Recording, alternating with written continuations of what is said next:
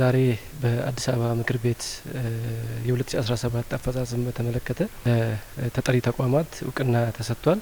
ከዛ ውስጥ ደግሞ አዲስ ሚዲያ ኔትወርክ እውቅና ካገኙት ተቋማት አንዱ ነው።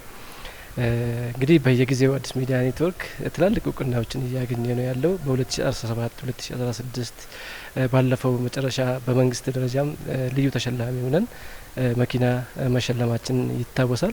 ዛሬም ደግሞ በተጠሪ ተቋማት በኩል ልዩ ተሸላሚ ሆነን እውቅና አግኝተናል ማለት ነው።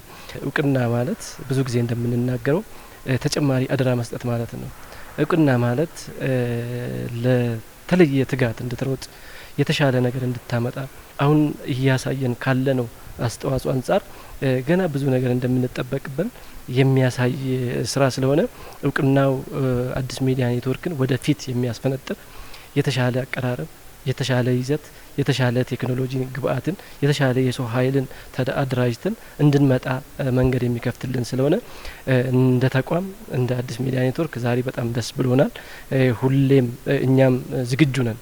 ትናንት አይተ ዛሬ ልዩ የሚሆንብህ ከተማ ነው ያለ ነው። ሚዲያችንም ይህንን እድገት መከተል አለበት ነው እኛም ስትራቴጂ አድርገን ይዘን እየሄድን ያለ ነው። ስለዚህ ዛሬ ያገኘነው እውቅና ለወደፊት ስራችን በጣም አጋዥ፣ በጣም የሚያበረታታ፣ የሚያነሳሳ እውነተኛ ተወዳዳሪ ተመራጭ ሜትሮፖሊታን ሚዲያ የመሆን ህልማችንን የምናሳካበት እውቅና ነው ብዬ ነው የምወስደው።